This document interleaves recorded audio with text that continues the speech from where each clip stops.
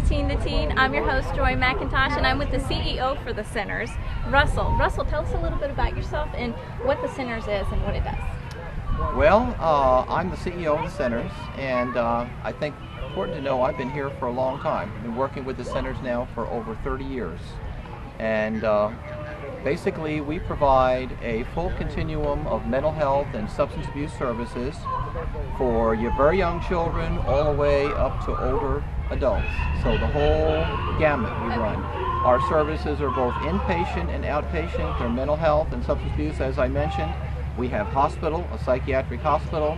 We have residential services. We have outpatient services. And beyond that, we are a major provider for the child welfare system. We work with Kid Central, and we send case managers into homes and provide treatment for those children. We also provide the psychiatric services for the Marion County Jail.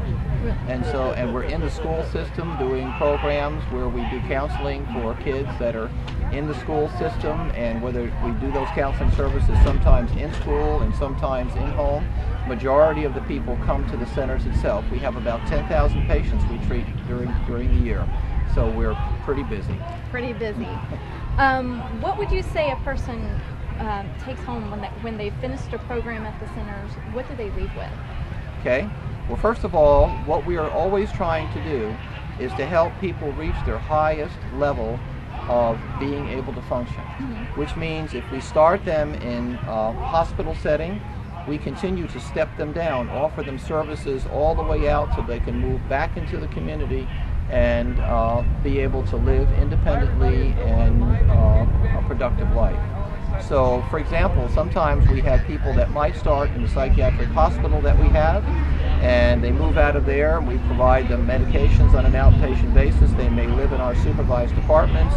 Eventually, they may get into supported housing where they choose a house outside in the community, and eventually they're back to work in the community and productive and hopefully doing very well.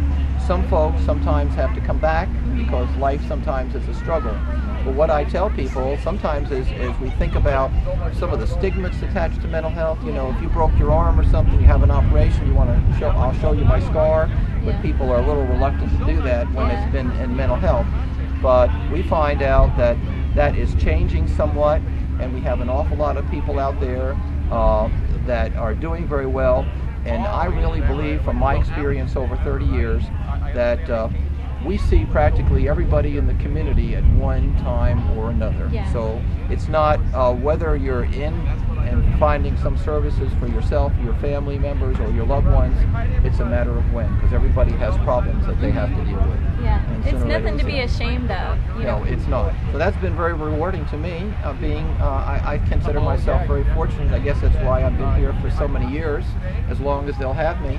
Is because I feel like we're helping a lot of people and we're making a difference in people's lives, and because of that, it's a good job to have.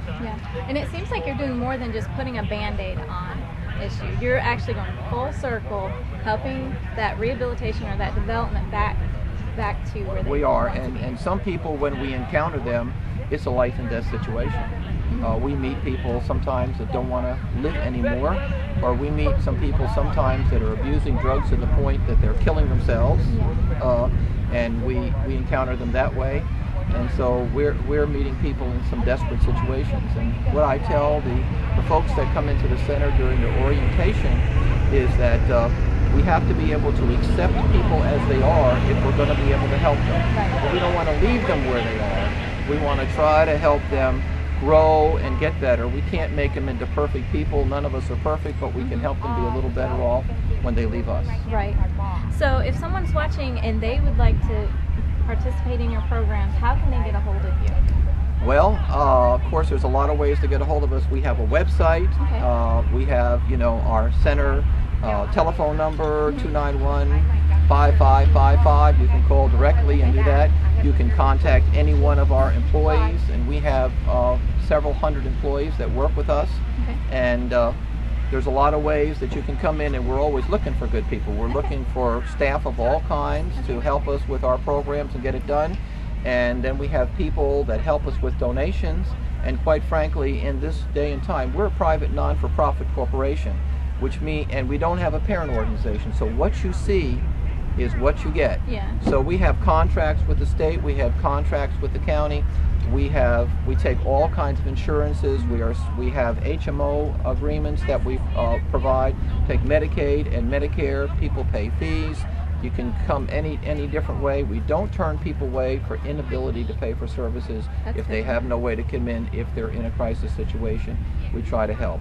But with all of that said, if it weren't for the people that are coming out here and volunteering and helping us to put on KidFetti and the things that we're doing, we could not make it. We have a very active development office that's reaching out all the time, trying to engage people to come and help us with the work that we're doing, and KidFetti is an example of that, a marvelous, wonderful example of when people in the community come together, what can happen.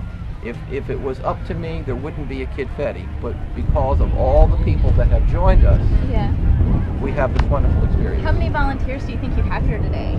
I think we probably have several hundred volunteers, maybe even more than that. People working in different capacities, because we have people that have volunteered and we've organized them and trained them. They've been willing to come and we're utilizing them, but that's just part of the volunteers. We have so many people in the community that have donated in-kind services to make this event happen. I'm not sure I could even tell you how many volunteers, but I know we have over 200. There is a ton of people here today at KidFetti, and if you're watching and you need to get in touch with the centers and use some of their programs, the number's there on your screen. And if you missed KidFetti this year, it is so much fun. You do not want to miss it next year. There's going to be concerts. We're going to be going through some of the other events here in just a sec. You're going to see me get my finger pricked, and I'm such a baby too, so you'll probably see me cry, but don't laugh. Don't laugh, you'll know you'd cry too. If you missed it today, you won't have to miss it because it'll be online. It'll be, go to our teen2teen.tv, go to our TV clips and you can see it there. It'll be on YouTube, it'll be on MySpace, it'll be on the thundercommunicationsinc.com website. It'll be all over. You'll be able to know how to get involved, not a problem. And you can enjoy all the concerts and all the outtakes, because you know how I always mess up on something. You'll be able to see all the funny parts. So, Russell, thank you so much for being with us today. You're certainly welcome.